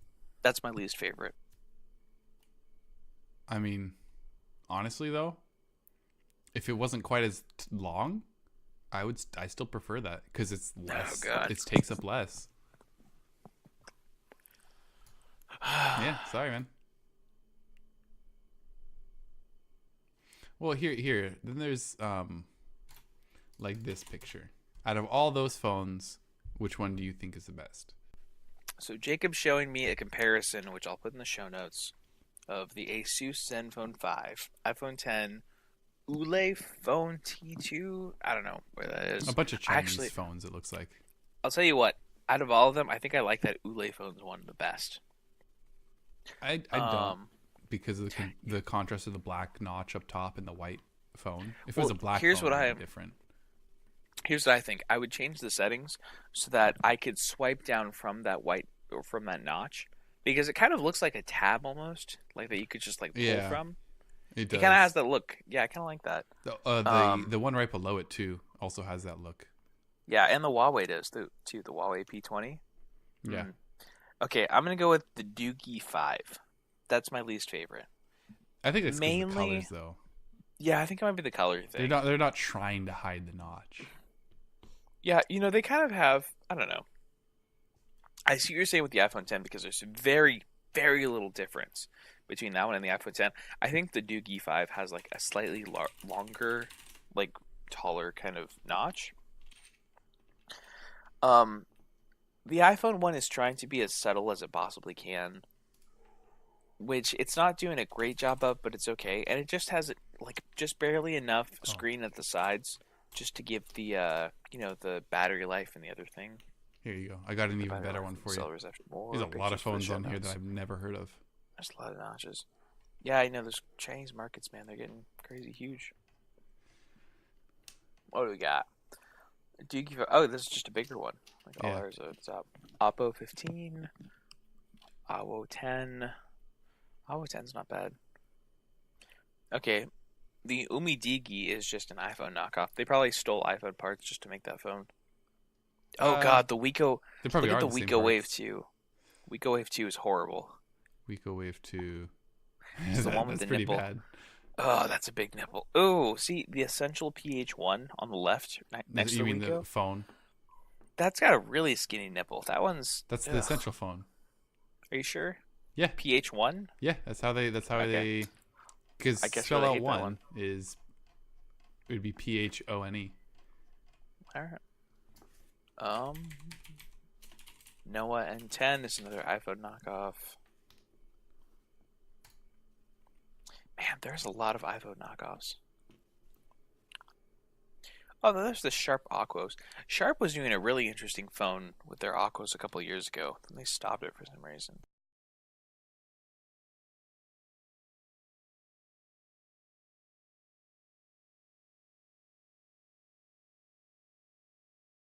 So what Sharp did, you're gonna hate this by the way because everybody hated it, and I hated it too.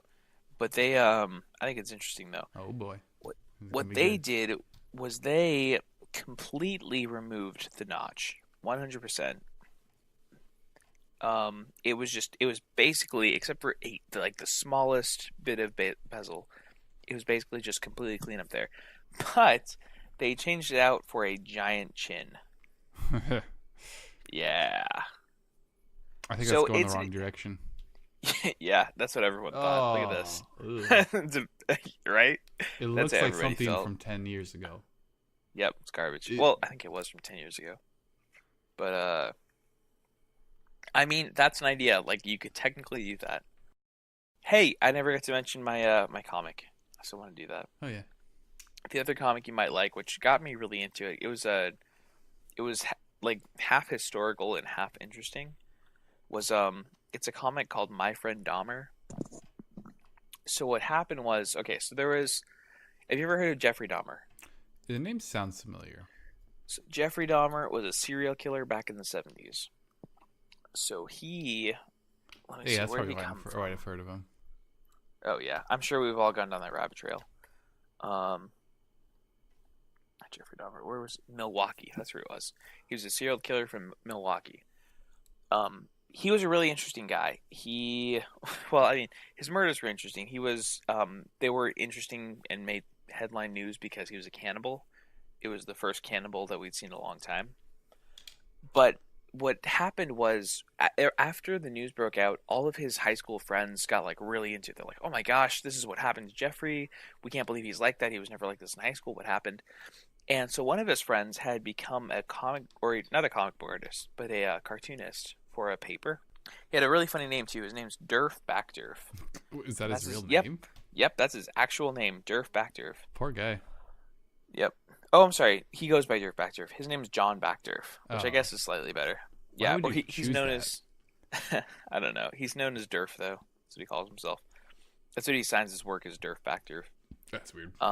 Anyways, he's a cartoonist, and he won the international bestseller, which was his book is an international bestseller, and that was because he wrote this book called My Friend Dahmer, which was his recollection of his friend Jeffrey Dahmer back in high school, and it talks about how over the years, this is what was going on at Jeffrey Dahmer's house, which nobody in the media had ever heard before.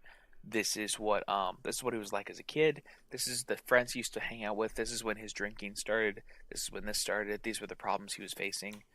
And it was this really in-depth look because he did a lot of research as well as this coming from his own experiences into like who Jeffrey Dahmer really was. Like, and they were best friends back in high school.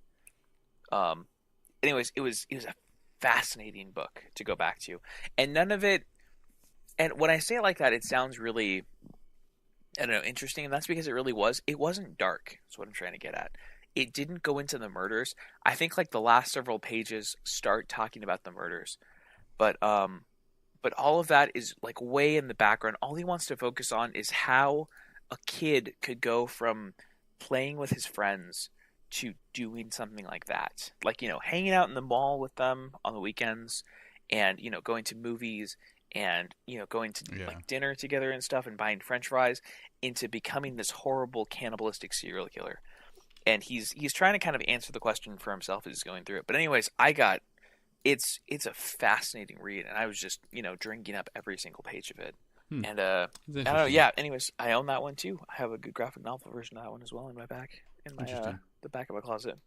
Yeah, I really got fascinated with it because I'm working with kids now. So what's up? Sorry. Oh no, I just I might want to check that one out.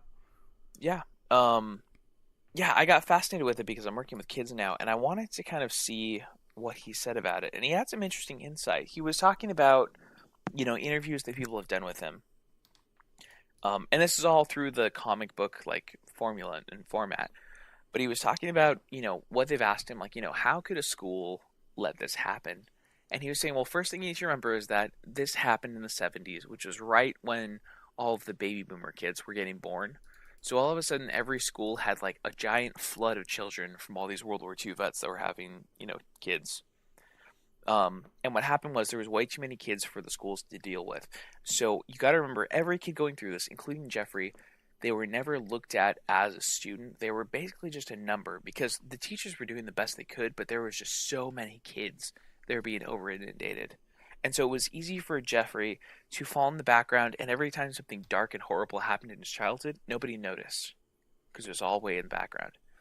But the other thing to know about him, and this is what really kind of, got me, was they were saying like, didn't a couple of them rise to the top? Didn't people see that Jeffrey was acting weirder than everyone else? And he was saying, well, you got to remember, if we were going to pick who would become a serial killer from our class, if you had asked us that back then, Jeffrey Dahmer would have been like 6th on our list. Like, he was weird, but he was so far down there because there was other kids that needed to be helped, and because all of the efforts were tossed into those children. And I don't think he actually said this. I think this is more of a paraphrase from what he said. I know he said that there was like, 6 kids above him on the list or something. I'm paraphrasing it and saying though that he's saying, even if all of those kids were helped, there were still others that just fell through the cracks. And nobody realized, because they didn't really let on what was going on, nobody realized how dark and horrible it really was. And nobody could stop it, even though it was very... If you were paying attention, you could have seen it. And so anyways, I've really tried to bring that into the classroom a little bit as I'm working with these kids. Interesting. So you try to look for cannibals then? I'm trying to look That's for what cannibal. I got out of it. No, I'm kidding. Yeah. To give you a couple of highlights, just to let you know, like, what happened and everything. So Jeffrey came from his dad really loved him. It was a very religious household. That was the first thing to notice. The second thing was that his parents fought a lot, like a whole lot. Like every single day they were screaming at each other from other rooms. He had a big fascination with science and with dead things. And this is the big thing, which I think needs to get more attention, Jeffrey Dahmer was gay. Really? And because he came from a really religious household, he was never ever able to bring anything like this up around his parents. I mean, you like how would that have gone over in your house? Like it's not a thing where like even if you think you're struggling with that, that would be a big thing to bring up. Like that's a big bomb to drop on the family, like a huge bomb. Yeah. And with everything else going on, what happened was he stewed in it. And because he did that, he didn't know what to do. He had no outputs. And so it just kind of festered in his mind. And because he already thought it was kind of dark and horrible, he started mixing it with all of these other, things that were going around him. Like he knew he had a fascination with dead things because he liked biology, and so he would find like small rodents and he would pickle them in jars, which is weird and creepy, but kind of has a biology bend to it. It's not exactly dark. I don't know. It's interesting. Yeah, I'll have to look that one up. Yeah, yeah, it's good. Yeah, if you want to borrow it, it's right. You can probably see it from here. Yeah, there it is. Yeah. Well, when I borrow stuff from you, it usually takes me months to get around to them. Like that's fine. I'm never reading that one again. What is this? This Ico and Shadow of the Colossus collection. I still mean to get around to. How have you not opened that game yet? I still haven't opened the plastic, dude. Man, I see it. It's right here. I see it like every day, and yet for some reason I just haven't gotten around to it. I think it's because it's for the PS3, and I don't even think my PS3 is hooked up, and I have to do a bunch of hassle with cables to get it through my headphones and stuff. Oh, dude, your PlayStation is definitely hooked up. Your sister loves those Kingdom Hearts games. No, I mean in my room. Oh, on my monitors. I would not want to. I do not like that TV we have, the one that you guys used to have. Mm-hmm. It's a bad TV. It's horrible. But that's because it's interlaced. It's not progressive. It's 1080i. Yeah. I mean, the game would probably look fine on it. Like I don't know. It's an old game. I don't know. I know your sister would love seeing it though. Like that game's right up her alley. I think she owns it. Actually, yeah, because the other day she came in and was like, did you take my game? And I was like, no, I got this from Tim months ago. You can go get your case if you want. It's right there. I haven't touched it. That's good. She's got good taste. Yeah, I hope so. She also bought Dragon Age recently, so I don't know. Hey, the first one, hold on. The first one was good. Second one was garbage. It wasn't bad. It wasn't bad at all. It got good reviews too. I'm always surprised that she's kind of finding out about these games years after the fact. I think it's more so that she kind of knew about a lot of them. Mm-hmm. Excuse me, sorry. But she just more couldn't play any of them. She didn't have a console. She didn't have a computer. And, now that she's 18 and stuff, parents are going to start. Well, have already started. All right. What other last minute topic can we toss in? Because it's already gone on for quite a while. You want to actually talk about a video game? I mean, we could talk about video games. We could talk about 3D printing. You have your what is Twitch anymore? Oh, I do have that, don't I? So I have a question for you. What's that?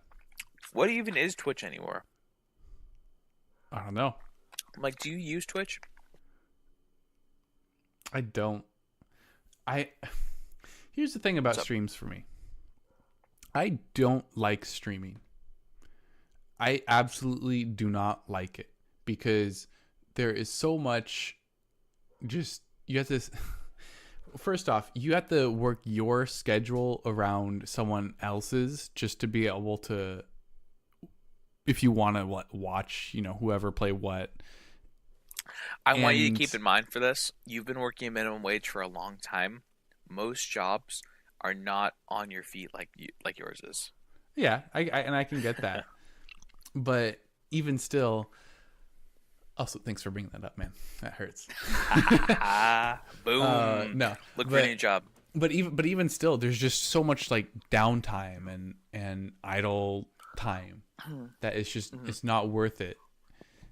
And that's why I really enjoy the VODs uploaded to YouTube because I like the YouTube video player best out of any player on the web on the internet. And so that way I can skip to what I want. I can watch just what I want and get what I want out of it. Especially because I actually mostly have used Twitch for Age of Empires. I think Age of Empires fits Twitch very well. And so I actually really enjoy VODs from streams uploaded to YouTube. But other than that, Twitch, I don't know, man. What is it? So, okay, the reason this came up is because I don't remember. Okay, this is a while ago now, so I don't remember what Corey's friends were saying. When I started using Twitch, you obviously get the normal, there's streams. Some of the girls are just streaming with, really low cut shirts, which makes sense. There's a whole bunch of guys that are streaming, but it was all video games. And then all of the IRL stuff happened. So do you know about the IRL streams? Or how much Twitch do you know?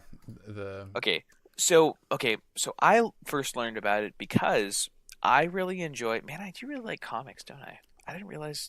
I don't know anything that's not really superhero related. did you were Um, you was it a Twitch um streamer reading comics to you? no, it was. So I like, or I used to like webcomics. I used to really be into them back when I was like 13 and 14. I was really into a couple webcomics, and one of the ones I was really into was one called Megatokyo. I'll send you the link in a second. So Megatokyo is a really silly story that a guy and his friends started way back in the day. Funnily enough, one of these guys, he's a senator for Texas now. Really? Um, yeah, I always thought that was funny. Oh, well, good for him. Anyways, yeah, so it was a couple of friends who started this thing, and the Ooh. whole story is about like I think his friend and him go to an anime convention or a video game convention, and one of them gets so drunk that his friend thinks it's a good idea to get him out of the country. So they fly to Japan, and then they can't get back because they ran out of money, and so it's just them living in Japan. But then, like, then there's like zombies that show up or something, and then there's, he uses his elite, like, I don't know, he always speaks in lead speak, his friend. And he meets like a girl that's an android built by Sony, and then there's another android built by Sega that's trying to fight her, or I don't know. It's a really ridiculous comic, but it was really fun as a kid, and so I wanted to start getting back into it, and so I started, getting back into it and reading. I'll tie this back right now though. So what happened was I found out that the guy who writes this comic now, because he does it, I think he does it on his own now. He's still going on. He's in like chapter whatever, like some crazy huge Well, number. this is a But 1536. yeah, yeah, Or no, quite a wait. bit. Yeah, yeah. Yeah, so he draws them live on Twitch. Oh, okay. That's cool. Yeah, and it's really cool. And it was just really really crazy to see. Like I hadn't thought of using Twitch that way. Like it's a way for like people who don't have or it's a way for people who do some kind of occupation people find is interesting to just cathartically do that in front of people and even somewhat interact with them at the same time, which Yeah. is technically you could live stream like this on YouTube. Like this could exist on YouTube, but it doesn't in this way. Like Twitch has a very different feel for some reason than Well, YouTube yeah, does. Twitch is just a better. They've honed the live streaming because that's what they are first and foremost. Is Yeah. live streaming as opposed to YouTube, which started with just videos. Um, it's actually Yeah. interesting because I'm pretty sure Twitch used to have a video game only policy. They didn't used Hmm. to have the IRL section, but they've become a lot more lenient on that. They've had their Yeah. problems with like the oh well, if you don't like scantily clad women, then then why are they allowed to have their shirts off? Ooh. And so there's been a whole bunch of problems they've had to deal with in Hmm. that regard, but they've definitely loosened up on their policies a little. But it's interesting because they have a no nudity policy, and you can get banned pretty quick for that. But then they're also like, well, but then some games have nudity, like The Witcher 3 or something. And so I Jake, think what? are you soapboxing a little bit? No, I mean, because I'm not soapboxing. I just think it's funny how you're just finding out about this side of Twitch. Well, like I'd known about it. I had known about it before. Like I'd seen at some point like there was a girl like playing with a hula hoop.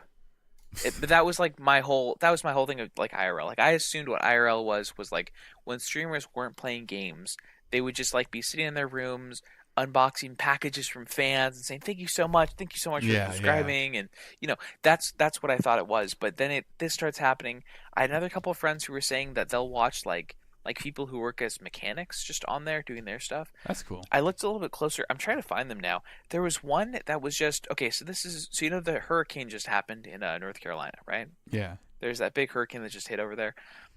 It was just a stream of like 5 different hurricanes that were going on at the same time, and there's just people in the Twitch chat just talking about them. Like it was just like it was just that was a hobby they like to do. They like to watch all of the hurricanes going on in the world right now, and it was live updates of all the hurricanes. and they could just talk about them and what they thought of them and why, what interesting developments are going to occur. Like, it was this really cool thing. I don't know. I started really falling in love with Twitch. Like, I don't ever use Twitch, but I like it as an idea now. I think it's really, really cool. Let me see if I can find Twitch most interesting streams. Yeah, but but the Twitch IRL has a bad reputation because it has been chock full of those, PG-13 cam girls. Yeah, those are hard to keep off. I get that. Yeah, it leaves a bad taste when, you go to IRL and you only see like a couple of people actually using it in a way that's not just completely ridiculous. Yeah. I feel bad for I feel really bad for Twitch because like those people are great at bringing in views, and that's always their thing. They're like, we're bringing tons of stuff to your site, and they're like, yeah, but not the stuff we want. And after you're gone, then people are gonna be like, well, I guess we're leaving now. We'll go do this somewhere else. Yeah, it's been pretty controversial, I think, but yeah, I could see. And I think I would prefer to have Twitch without that, especially because absolutely. Yeah, it's just. IRL Yeah, Twitch. I think they know their demographic well though, because Twitch is predominantly video playing, Reddit browsing people. Maybe a little less so now that it's gotten a lot bigger with people like Shroud and Ninja and Doctor Disrespect and stuff. But even still, I think they know their demographic well. Anything else? We haven't actually talked about a video game next. Let me say that again. We haven't actually talked about a video game yet. Well, I know. How about I do a small one? That won't take up much time? So not Graveyard Digger. Just Graveyard Digger. I haven't played Graveyard Digger yet. Well, I know. I thought you had a lot to say about that because I know Emily's been playing it. She has a lot to say about it. She's not should here we, right now. Should we get a guest on? I was thinking, I might do it next week. I'll just say a little bit about it. I don't have much to say because, again, I haven't played it yet. It's a really funny game, and it came out of nowhere. It's in the same vein as Stardew Valley. It's okay. So what happens is, it's like an 8-bit animation style. It's very Stardew Valley-esque. You even have a farm that you can actually farm on. But what happens is you're walking through like a city street, and then a car comes up, and you get hit, and you die. And the game starts after your death. And so you don't know why you're there. You don't know what you're doing exactly. You just know that you show up and there's a talking skull, and either the skull or someone else tells you, like, hey, listen, you're here now.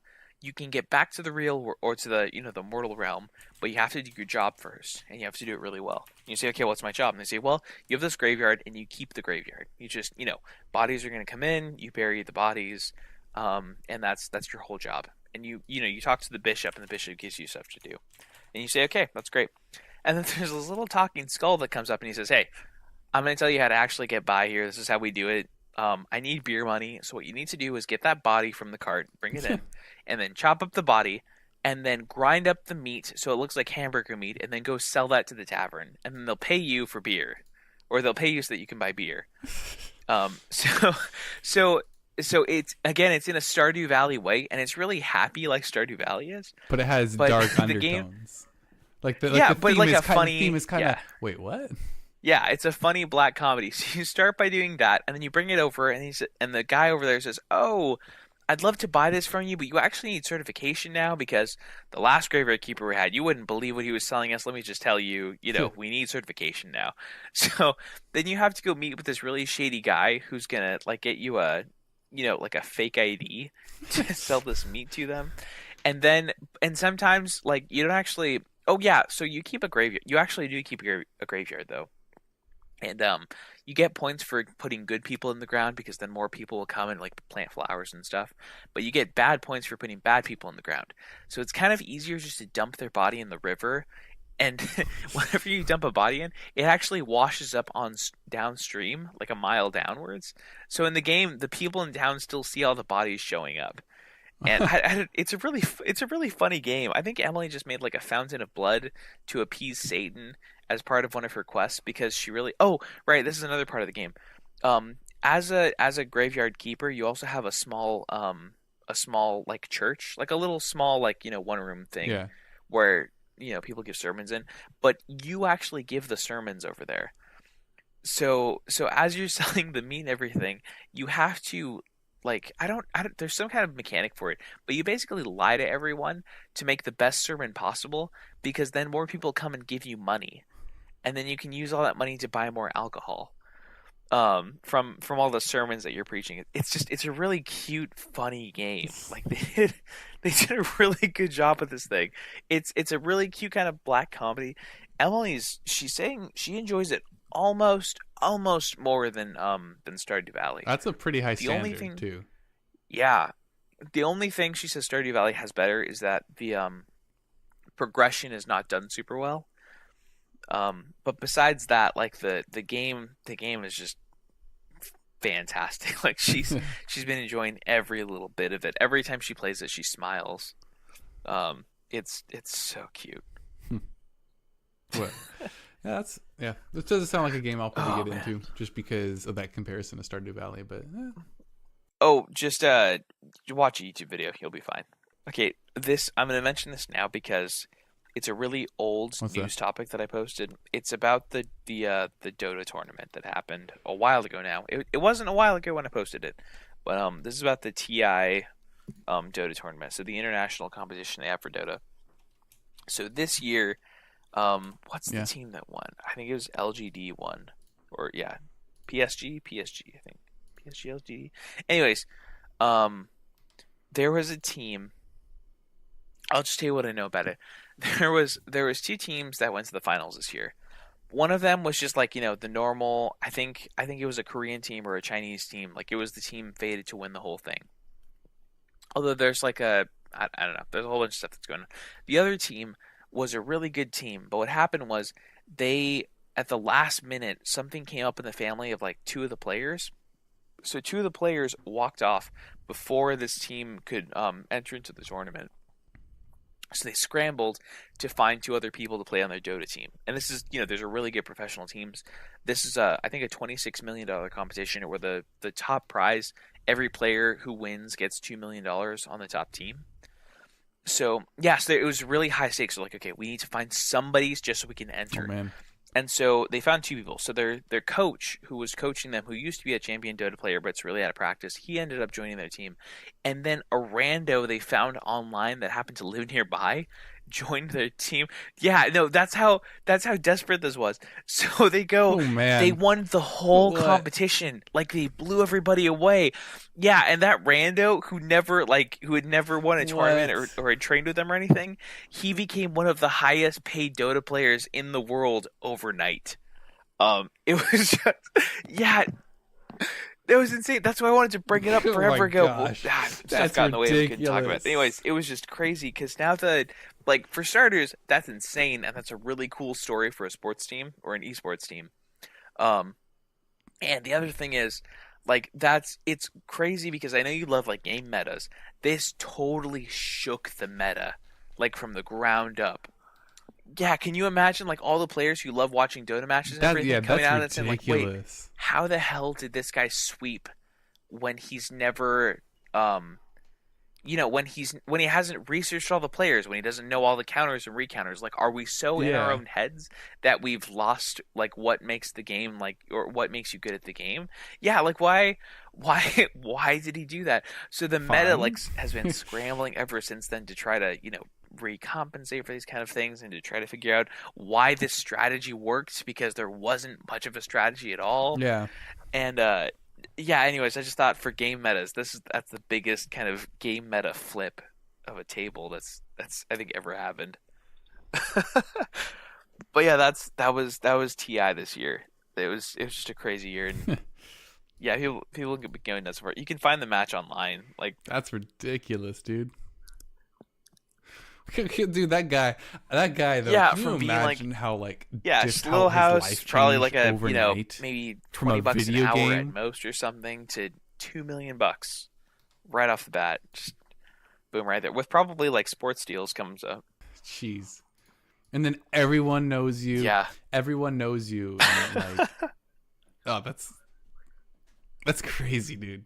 I can't. Yeah. That's hard. That's make like a a movie out of that. that's an It's amazing. incredible story. That's just straight up cool.